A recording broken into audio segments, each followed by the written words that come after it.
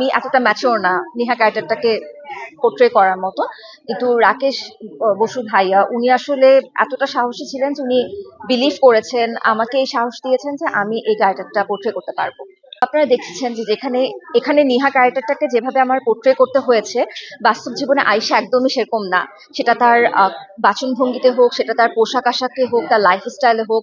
এখানে সম্পূর্ণরূপে একটা মেয়ে যে প্রভাবশালী বাবার ক্ষমতাধর বাবার একমাত্র মেয়ে, সে নিজে আসলে ক্ষমতাটা চাচ্ছিল, সেটা তাকে দেয়া হয়নি। তাকে এমন একটা ছেলের সাথে বিয়ে দেওয়া হচ্ছে যে আসলে ক্ষমতাটা হোল্ড করতে পারবে। তো তার আমার দ্বিতীয় কাজ, সেই তুলনায় আমার ওর সাথে আরো ফ্রিলি কাজ করতে পেরেছি। তো হাজবেন্ডের সাথে একটা কনফ্লিক্ট, বাবার সাথে একটা কনফ্লিক্ট, অনেক কিছু। আবার একই সাথে সে রায়হান নামে একটা ছেলেকে তার হাতে রেখে দিয়েছে, যাতে করে সে যেভাবে ইচ্ছে সেভাবে ছেলেটাকে সে নির্দেশনা দিতে পারে। So it's a different character for me. Definitely a little challenge was added here because of আমেক চ্যালেঞ্জ। আর যদি অভিনেতা অভিনেত্রীদেরকে আমার কাছে মনে হয় যে সবসময় অনেক বেশি পর্যবেক্ষণ করতে হয়। They should be a very good observer.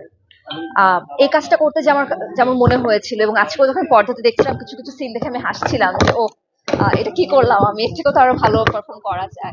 হয়তো বা কাজটা যদি এই মুহূর্তে আমি শুট করার সুযোগ পেতাম, হয়তো বা আমি আরো ভালো করে ওটাকে শুট করতে পারতাম, হয়তো বা রিসার্চটা একটু ভালো হতো, আর একটু ডেপথে নেহা ক্যারেক্টারটাকে একটু ডেপথে হয়তো বা নিয়ে যেতে পারতাম।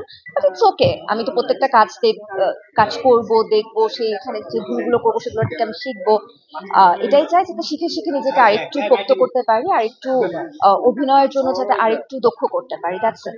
এন্টারটেনমেন্টের বড় পার্টটা হচ্ছে আসলে টনি ভাইয়া আর মম আপুর কাছে। ওনাদের টনি ভাইয়ার অ্যাপিয়ারেন্সটা আমার কাছে মনে হয়েছিল যে একটা রিলিফ। মানে ঠিক পাশের ফ্ল্যাটটাতেই যে টেনশন হচ্ছে, যেরকম প্ল্যানিং প্লটিং হচ্ছে, টনি ভাইদের বাসাটা আসলে একদমই চিল মুডে থাকে। বউ শাশুড়ির মধ্যে সিলি সিলি বিষয়ে ঝগড়া, হাজব্যান্ড ওয়াইফের ছোট ছোট খুনসুটি। অবভিয়াসলি এখানে এন্টারটেনমেন্ট তো মানুষ পাবে, একই সাথে ইয়েস মেসেজ অবশ্যই আছে। একটু ভালো করে যতটুকু আপনাদের দেখার সুযোগ হচ্ছে সেটা যদি আপনি ভালো করে খেয়াল করেন, আপনি বুঝতে পারবেন যে এখানে ছোট ছোট অনেক মেসেজ কিন্তু রাখা হয়েছে। যেমন একটা প্রভাবশালী মানুষ, সে যেভাবে প্রবলেম সলভ করে, একজন মধ্যবিত্ত মানুষ কিন্তু সেভাবে প্রবলেম সলভ করে না, তার লাইফের প্রবলেমও ছোট, সলিউশন।